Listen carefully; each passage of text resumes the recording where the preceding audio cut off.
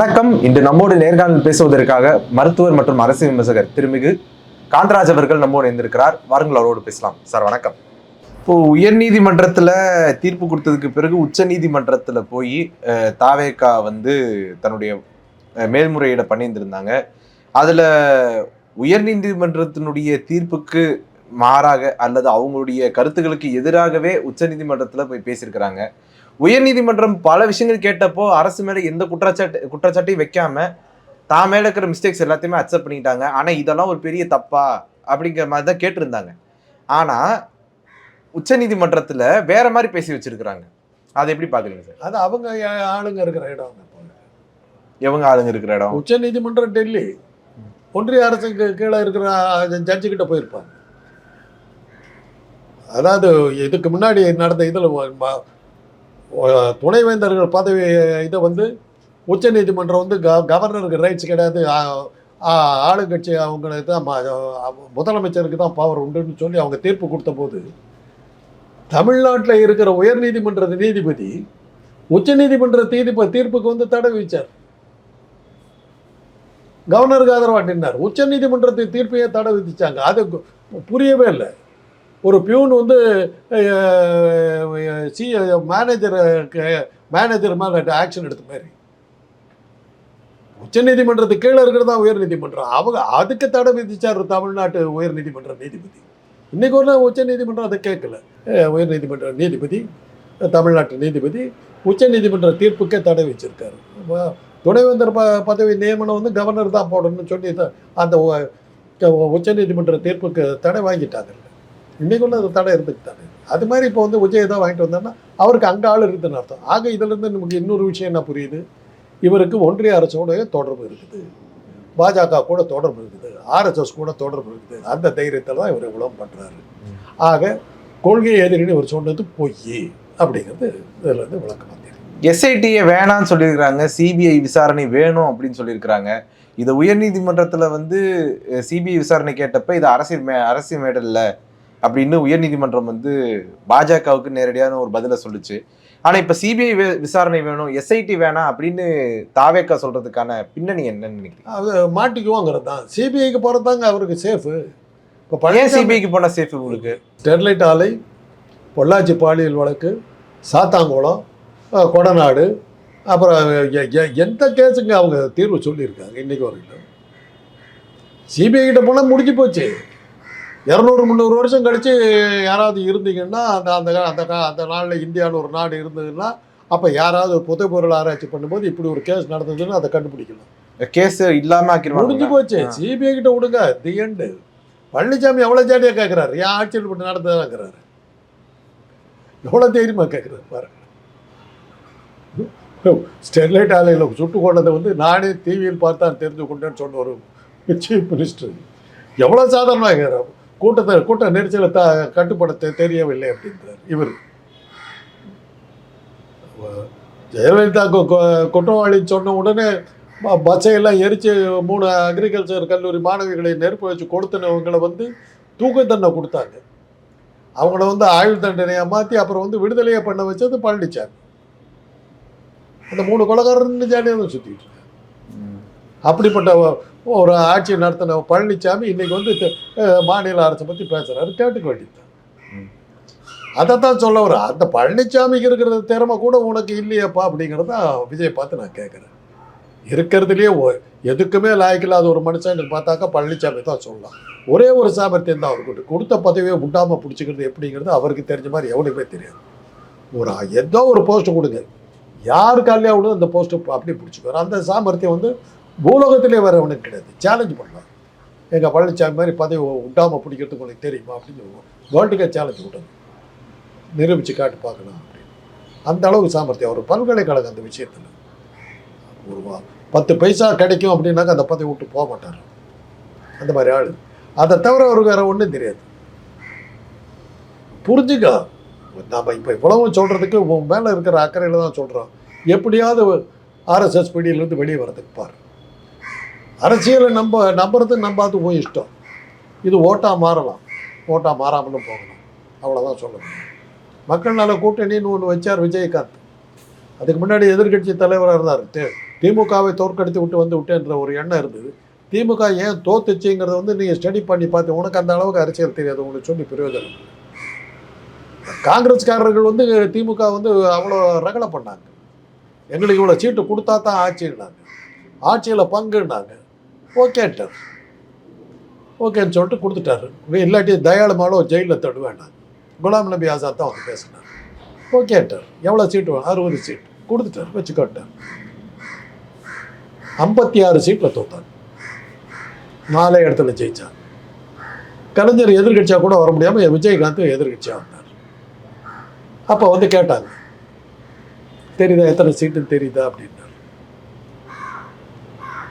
அன்னையிலேருந்து காங்கிரஸ் இன்னைக்கு ஒரு மறு பேச்சுக்கு இல்லாமல் பேசாமல் இருக்கிறதுக்கு காரணமாக அவ்வளோ பெரிய காங்கிரஸை தன்னுடைய ராஜதந்திரத்தினால காணாமல். அன்னைக்கு 4 சீட்டு, இன்னைக்கு 10 சீட்டில் கொடுக்குறாங்க திமுக. கேட்கட்டும், இன்னைக்கு அவங்க அதில் இருக்கிற விஜய் மாதிரி ஒரு அறவேக்காட்டு தலைவர்கள்லாம் எங்களுக்கு இவ்வளோ சீட்டு வேணும்னு அதே மாதிரி கேட்குறாங்க. நின்றுக்கோ, தனியாக நின்று, அவ்வளோதான். யார் வேணாங்கிற உனக்கு அந்த தைரியம் இருக்குதான் நில்லு. ஒருத்தர் நிற்க வச்சு காட்டமில்ல. என்ன ஆன நீ பொருந்தா கூட்டணின்னு ஒன்று இருக்குதுங்க. எமர்ஜென்சி முடிஞ்ச உடனே கலைஞர் வந்து இந்திரா காந்தி தன்னை அவ்வளோ கொடுமைப்படுத்தின இந்திரா காந்தியோட கூட்டணி வச்சார். மக்களை ஏற்றுக்கல, கணக்கை உடனே போட்டாங்க. இந்திரா காங்கிரஸ் இவ்வளோ சக்தி வாய்ந்த காங்கிரஸ், திமுக இவ்வளோ சக்தி வாய்ந்த இது. 50, 60, 110 இடங்கள், 110% கூட்டல் கழித்தல் கூட்டு. தேர்தல் முடிவு எம்ஜிஆர் இந்த கூட்டணி சேர்ந்ததுனால இதை தோக்கடிச்சார். நல்லா ஓட்டு போடவே போகல. ஏன்னா நான் அதை ஏற்றுக்கல. என்னதான் ராஜதந்திரனாலும் அன்னைக்கு எமர்ஜென்சி டைமில் வந்து திமுக காரர்களை அவங்க பண்ண கொடுமையை என்னால் மறக்க முடியல. ஏன்னா நான் பாதிக்கப்பட்டேன். ஏன் அப்படி என்ன பண்ணாங்க? நான் வந்து கவர்மெண்ட் சர்வீஸில் இருக்கிற எங்கள் அண்ணன் வந்து அமைச்சர். எங்கள் அண்ணன் பண்ருட்டி ராமச்சந்திரன் 2 பேர் தான் வந்து ஊழல் குற்றச்சாட்டில் சிக்காத 2 பேர் எமர்ஜென்சியில் வச்சு எல்லாத்து பேர்லையும் ஊழல் குற்றச்சாட்டு போட்டாங்க. ஒவ்வொருத்தர் வீட்லையும் யாரையோ கைது பண்ணிட்டாங்க.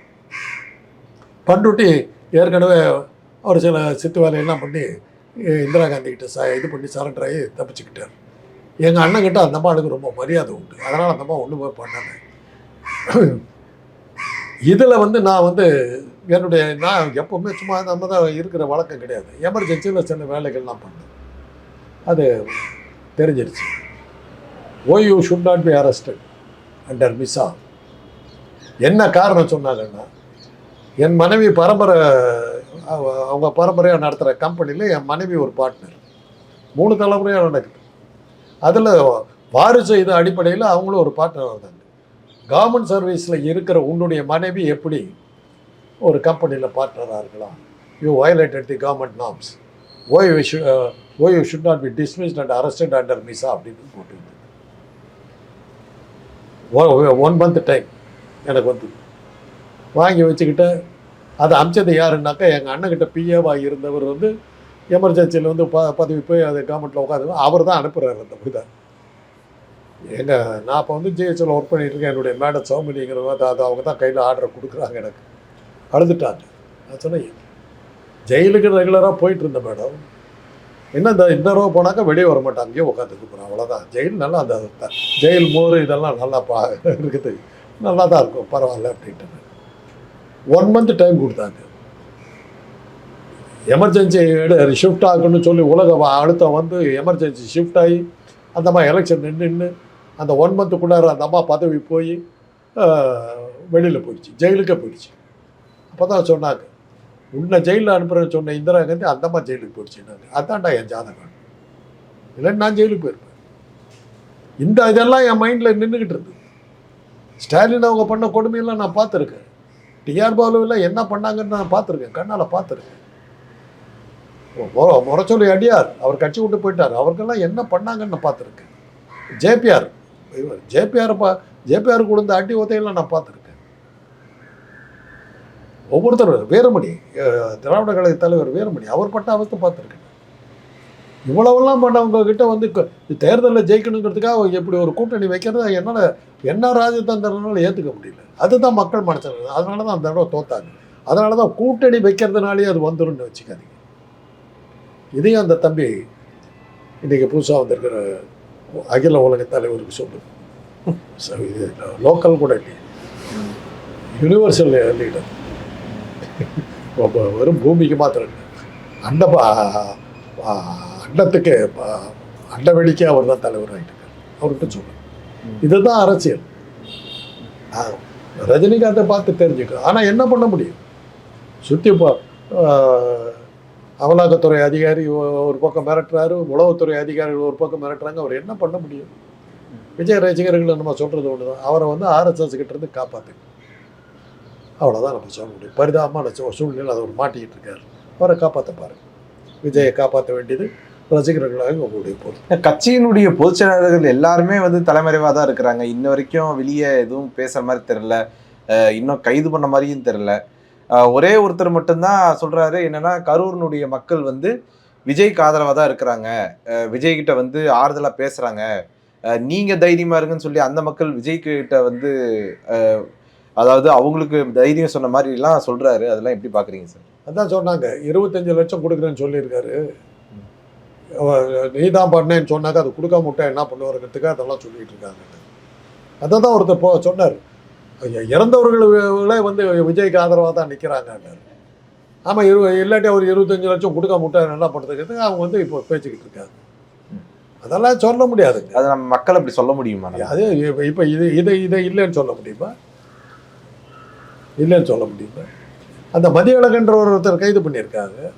அவங்க மனைவி என்ன பேட்டி கொடுத்துச்சு, அவருக்கு இந்த கூட்டத்தை அவர் ஆர்கனைஸ் பண்ணவே இல்லை, அவர் அப்பாவியா அவரை வந்து கைது பண்ணிட்டாங்க அப்படின்னு தான் பேட்டி கொடுத்துச்சு. அதுக்கு என்ன பதில் சொல்றீங்க? பேட்டி இருக்குது. ஆனா அவர் பொறுப்பெடுத்து தானே உள்ள போனாரு. அப்போ அவர் எங்க எடுத்துக்கிட்டாரு? தள்ளிவிட்டாங்க உள்ள. இந்த ஒரு சீரியலில் பார்க்குறேன், இந்த தான் பண்ண தப்புக்கு தப்பி கூப்பிட்டு எனக்கு பதிலாக ஜெயிலுக்கு போடாங்கிறாரு, போயிடுறாரு. அது மாதிரி அவர் போயிருக்குது. அது அரசியலில் ரொம்ப சகஜம். புசியானதுக்காக அவங்க போயிட்டாரு, விஜய்க்காக அவர் போயிட்டாரு. ஆனா ஏன் விஜய் மேல ஏன் நடவடிக்கை இன்ன வரைக்கும் ஏன் எடுக்க முடியாம இருக்கு? அது ஒன்று இருக்குது. யார் பின்னணியில் இருக்காங்கிறத நான் சொல்லியிருக்கேன்ல, ஆர்எஸ்எஸ் அவங்க வெயிட் பண்றாங்க. இதை நீ இது ஒரு ஆரம்பம் தாங்க. கரூர் விவகாரம் தேர்தல் நெருங்க ஜாதி சண்டை வரும். இது வந்து அரசியல் சண்டை, அரசியல் மரணம், ஜாதி கலவரம் ஒன்று உண்டாகும். அதில் ஒரு கொஞ்சம் பேர் சாவாங்க. எல்லாம் வரும், எல்லாம் வரும். சொல்ல முடியாது. ஏன்னா தமிழ்நாடு வந்து உணர்ச்சி வசப்படுற கூட்டம், எமோஷனல் இடியட்ஸ்ன்னு ரமணா படத்தில் சொல்லுவோம். தமிழ் சார் எமோஷனல் இடியட்ஸ் அப்படிப்பாங்க. ஏன்னா நோவையும் சாவியும் பார்த்து ஓட்டு போடுற ஆளுங்க நம்ம. யாரை பார்த்து? அது எம்ஜிஆருக்கு உடம்பு சரியில்லை, இந்திரா காந்தி ஷார்ட் டெட்டு, அந்த எலெக்ஷனில் அதிமுக ஜெயிக்குது. என்னத்துக்காக போட்டாங்க? ஜெயிச்சு முடிச்ச பிறகு சொல்கிறாங்க நம்ம என்ன இதை பார்த்தா போட்டோம், நோவையும் சாவியும் பார்த்து போட்டோம். ராஜீவ்காந்தி மரணத்தில் மற்ற எந்த ஸ்டேட்லையும் ரியாக்ஷன் இல்லைங்க. தமிழ்நாடு ஆந்திரா ரெண்டே படத்தில் தான் இருக்குது. ராஜீவ்காந்தி மரணத்துக்கு முன்னாடி நடந்த தேர்தல் முடிவுகள் பார்க்குறாங்க. மரணத்துக்கு பிறகு நடந்த தேர்தல் முடிவுகளை பார்க்குறாங்க. தமிழ்நாடு ஆந்திராவில் தான் ராஜீவ் மரணத்துக்கு பிறகு அப்படியே காலி. காங்கிரஸ் அதில் தான் ஜெயிச்சு. அது மாதிரி சாவை பார்த்த உடனே போடுற ஆளுங்க நம்ம. அதை தான் இப்போ தேர்தல் நெருங்க யாராவது ஒரு பெரிய தலைவர் கொல்லப்பட்டாங்கன்னு நான் ஆச்சரியப்பட மாட்டேன். ஏன்னா தமிழ்நாடு எமோஷனல் இதுக்கு பேர் போனது.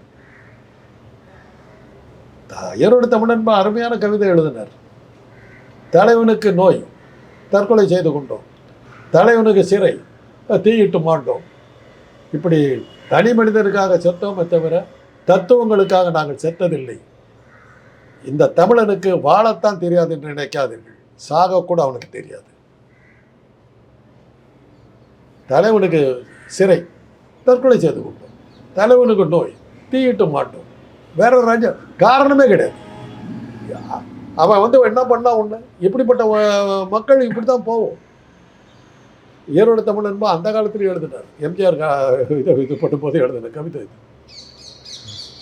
அதை ஒரே வரியில் ரமணா படத்தில் தமிழ் சார் எமோஷனல் இடியட் அப்படி அது இருக்கிறதுனால நீங்கள் அதையும் எதிர்பார்க்கணும். இதெல்லாம் நாம் ஏற்கனவே நான் அதை சொன்னது, அது பீகார் எலெக்ஷனுக்கு பக்கத்துக்கு நம்ம பயன்படுத்திட்டாங்க. ஆனால் பேக் ஃபயர் ஆகிப்போச்சு. அதுக்கப்புறம் தான் பார்த்தாங்க ஓட்டு போட வந்தா தானே நீ எனக்கு எதிர்த்து ஓட்டு போடு. உன் பேரே இல்லாமட்டா வாக்காளர் பட்டியலேருந்து என் பேர் எடுத்து விட்டாங்க. நான் வந்தால் தானே ஓட்டு போட முடியும். அப்படி ஓட்டு போட்டால் தானே சிம் கார்டு எடுத்து மாற்ற வேண்டியிருக்கும். ஓட்டே இல்லைன்ட்டா இப்போ ஞானேஷ்குமார் நல்லா அழகாக பட்டார். அதைத்தான் இப்போ தமிழ்நாட்டிலையும் பண்ண போகிறாங்க. இதையெல்லாம் அது சரியாக செய்யலைங்கிறதுனால தான் தன்னுடைய தேர்தல் வெற்றிக்கு தாவேக்காலாம் கூட இருந்ததுனால தான் நாங்கள் வெற்றி அடைஞ்சோன்னு நியாயப்படுத்துறதுக்காகத்தான் இவ்வளவு நாள் அவங்க வந்து ஒரு 3-4 ஸ்டேட்டை வச்சுருந்தாங்க. அங்கே அவங்க தோப்பாங்க, பாஜக தோக்கும். ஏன்னா தேர்தல் ஆணையம் நேர்மையாக நடந்ததுன்னு காட்டுறதுக்காக. ஏதாவது கேட்டிங்கன்னா அப்போ நாங்கள் தமிழ்நாட்டில் ஜெயிச்சிருக்கக்கூடாதா? இப்படி இந்த ஊரில் இதை நாங்கள் பண்ணியிருந்தோம், இதே ஃப்ராட் அங்கே பண்ணியிருக்க முடியாதா அப்படின்னு கேட்கறதுக்காக. இடைத்தேர்தலில் ஒன்றில் கூட பாஜக ஜெயிக்காது பார்த்துருக்கீங்களா நீங்கள்? தேர்தல் ஆணையம் நேர்மையாக நடந்துக்குதான். இந்த இடைத்தேர்தலில் ஜெயித்தாலும் தோத்தாலும் ஆக போகிறது ஒன்றும் இல்லை. எதிர்கட்சி சந்தோஷப்பட்டுக்கலாம், அவ்வளோதான். தேர்தல் ஆணையத்தை நியாயப்படுத்துறதுக்காக அந்த இடைத்தேர்தலாம் தோப்பாங்க. தமிழ்நாடு, கேரளா, இது வங்காளம், இது 3லேயும் அவங்க தோப்பாங்க. நாங்கள் நினச்சா ஜெயிச்சிருக்க முடியாதா? நேர்மையாக நடந்தோம் இல்லை. இதான் அவங்க கேட்குற கேள்வி. தேர்தல் ஆணையத்தை நியாயப்படுத்துறதுக்காக இந்த தடவை அவங்களுக்கு இப்படி பண்ணி தான் போன தடவை மைனாரிட்டி அரசாங்கமாக மாறி போச்சு. நிதிஷ்குமாரையும் சந்திரபாபு நாயுடு காலில் விழ வேண்டிய கட்டாயத்துக்கு ஆளாயிடுச்சு. ஓட் சோர்னு பார்லிமெண்ட்டில் சொல்லும் போது பதில் சொல்ல முடியாமல் தலையை குனிஞ்சிக்கிட்டு மோடியும் அமித்ஷாவும் போகிற மாதிரி நிலைமை போயிடுச்சு.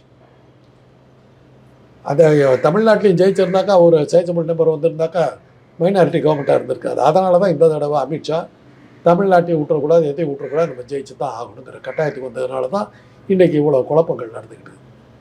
அங்கே பீகாரில் ஒரு இது முடிச்சாச்சு, பகல்காம் இதை வச்சு முடிச்சாச்சு. இங்கே கரூர் இதை வச்சாச்சு. இன்னும் வரும், இன்னும் ஒரு மாதத்துக்கு அப்புறம் இன்னும் ஒரு ஜாதி கலவரம் வரும், இன்னும் கொஞ்சம் இதெல்லாம் வரும். எதிர்பார்க்கணும், மாநில அரசு இதெல்லாம் எதிர்பார்க்கணும். ஜாக்கிரதையாக இருக்கும், போலீஸ் காவல்துறையெல்லாம் ஜாக்கிரதையாக. சரி சார், இப்போ உங்களுடைய வழக்குக்கு வருவோம் சார். என்னன்னா, இந்த உச்சநீதிமன்றத்தில் வந்து போடப்பட்ட வழக்குக்கு தீர்ப்பை ஒத்தி வச்சிருக்கிறாங்க. ஆனால் அரசுக்கு எதிரான பல்வேறு வாதங்களை வச்சிருக்கிறாங்க. அரசாங்கத்துக்கு எதிராகவும் உச்சநீதிமன்றம் கேள்விகளும் கேட்டிருக்குது. அப்போ அப்படி இருக்கையில் இந்த தீர்ப்பு எப்படி வரும்னு நீங்கள் நினைக்கிறீங்க? இந்த தீர்ப்பு தான் நம்ம சொல்கிறாங்க, ஆனால் அதை சொல்ல முடியாது. ஏன்னா அந்த ஜட்ஜஸ்ஸு இஷ்டத்துக்கு கமெண்ட்லாம் அது மாதிரி பேசினா ஜட்ஜை பற்றி பேசலாமான்னு தெரியாது. சப்ஜூடிஸ் ஆகிடக்கூடாது. பண்ணதெல்லாம் இதுக்கு என்ன பதில் சொல்கிறீங்க? இதை எப்படி ஏற்றுக்கொள்ள முடியும்? இது என்ன நியாயம்? இதை எந்த சட்டத்தின் அடிப்படையில் இதை நீங்கள் செஞ்சுக்கன்னு கேட்டுட்டு இருந்தாலும் வழக்கை நான் வந்து அவர்களை சாதகமாக கொடுக்குறேன், இப்படித்தான் தீர்ப்பு வந்துருக்கு. வாதங்கள் பூரா கோர்ட்டு கேட்டிருக்க வாதங்கள்லாம் பார்த்தீங்கன்னாக்கா ஆளுங்கட்சி மாட்டிக்குங்கிற மாதிரி போகும். தீர்ப்பை பார்த்தீங்கன்னா ஒன்றிய அரசுக்கு இதாக தான் இருக்கும். அதைத்தான் நான் சொன்னேன். சில நீதிபதிகள், அமலாக்கத்துறை, தேர்தல் ஆணையத்தை வச்சுக்கிட்டு தான் பாஜக ஓட்டிக்கிட்டு இருக்குது. அதில் ஏதாவது ஒரு நீதிபதி கிட்ட கொண்டு கொடுத்தீங்கன்னா முடிஞ்சு போகுது. உங்களுடைய நேரத்தை ஒதுக்கி எங்களோட கருத்துக்களை வந்தமைக்கு நன்றி சார்.